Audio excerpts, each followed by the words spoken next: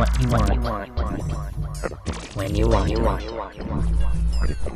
Havoc Television.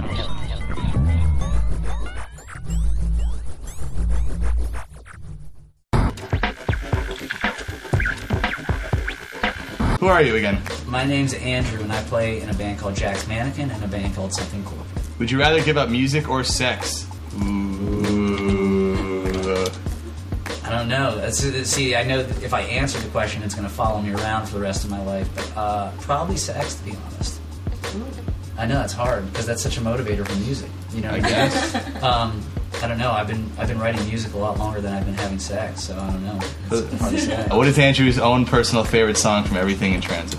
God, it's so hard. Like, the thing about that record was I collected all my favorite songs over the course of 2 years that I wrote and put them on one record, you know? Yeah. So I have a hard time, you know, it's like I think you're always kind of attached to the last thing you wrote, and Dark Blue was the last song I wrote and recorded for Everything in Transit, so I think in a lot of ways that's my favorite, but I think Made for Each Other in a lot of ways was as well. I mean, all those songs really are very, very near and dear to me in that sense, but I mean, probably Dark Blue.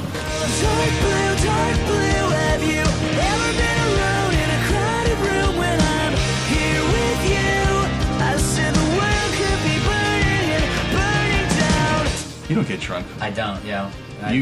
Well, my last when I ran into Mr. Rossstar here at the Snakes on a Plane premiere, that's how I got you to come back, right? I had a little. You're like, yeah, I'm coming. It's actually ironic how today in our last meeting interacted, because I had a doctor's appointment at 8 in the morning, the day after the Snakes on a Plane CD release party, and I drank more at the Snakes on a Plane CD release party than I think I drank the entire year collectively, and then got carried out of the Key Club, and I was like, just take me to the W in Westwood, because it was really close to the hospital where I have to get checked up, and I showed up to the doctor's appointment drunk, which it didn't go over extremely. Are you drunk, Andrew? No. It didn't go over extremely well. Needless to say, I had to go for a follow-up appointment today to make sure that my liver was all right. Wow. And sure enough, it is okay. And I was almost late because I went to drink a beer to celebrate. Oh, there you go.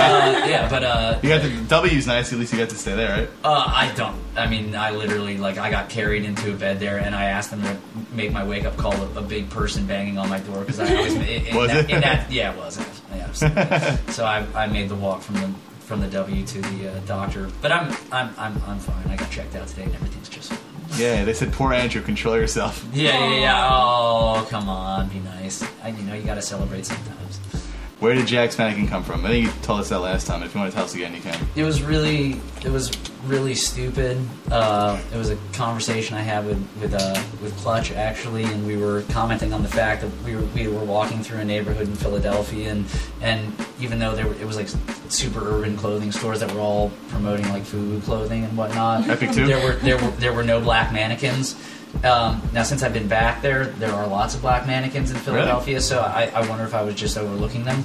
But needless to say, I thought it'd be cool to have a band called the Black Mannequins, but for obvious reasons, I thought that wouldn't go over so well. You changed black to Jack? Yeah, well, and then, I had it written down on this piece of paper in my journal that ended up being the piece of paper that I was like, I have to name this project because I'm going to put this record out.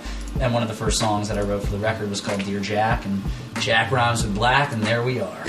Someone said you wrote a blog where you let an old woman listen to one of your songs. You were working on it. It was sexual. What is that song? That song. An old woman. My roommate's an old woman, isn't her? Yeah, no. I just met this. You know, sometimes you just meet these people if you're open enough and willing to have conversations with strangers, that you meet people that just you connect to. And I met this very old lady who was just really cool on an airplane, and we ended up talking for most of the flight, and she found out I was in a band. She's like, well, do you have any music you could listen to? And I had just gotten done recording this song that tentatively was called What Gets You Off, but I'm not sure that that's going to be what it ends up being called. But either way, it's it was definitely kind of sexual in nature, and I was kind of curious what she would think. But she was actually really psyched on it, and I think in a lot of the ways the reason we got along was because she wasn't some random old lady. I mean, she wasn't some conservative old lady. She was she was very progressive, and when she stopped listening to the song, she was like, "That's great. I'm glad somebody's talking about sex these days." You know, and how old is old though? 80, 50? She was in her 80s. Oh, really? Yeah. Yeah, she was older. Have you ever joined the Mile High Club, Andrew or Ross? Me, no. You? I haven't, but I've tried. I tried by myself once. Yeah, it never even got to the part where I got into the bathroom. To be honest, it was like a permanent stake out of the bathroom on like a 5-hour flight that it just never became possible. There could have been snakes in there, right? There could have been snakes in there. Did P. Wen show you his penis at the snakes party? P. Wen did not show me his penis at the snakes party. No. The other question someone wrote was, did Tommy Lee show you his penis? I'm so glad that I never saw the video before I started working with Tommy, before I became friends with him, because... You saw it after? You saw it? No. I thought he was like, hey, check this out. No, dude, like the last thing you want to do is like after you become friends with somebody is like go look at pictures of their dick. So, no, I didn't see it. Was that about the camel sex position?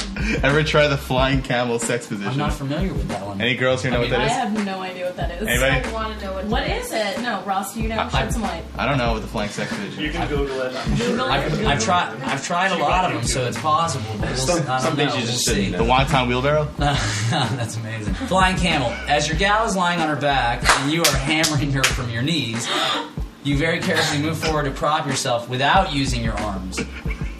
Oh, yeah, I can't read the rest. You can read the rest. On your pee-pee while it's inserted into her wee-wee. You then proceed to flap your arms and let out a long shrieking howl, much like the flying camel, strictly a plasma. My girl had to go to the girly doctor today. I think I just injured her last night doing the flying camel. I can definitely say I've never tried the flying camel. This has gotten foul. Oh my god. If someone paid me or I got a kiss from Andrew, I would drink his pee. That's disgusting. Yeah. I'm sorry. I appreciate the dedication, but that's disgusting.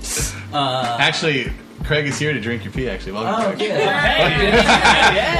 He's I only- knew you told me the dude was going to drink my pee. Yeah, I'm glad he's finally here.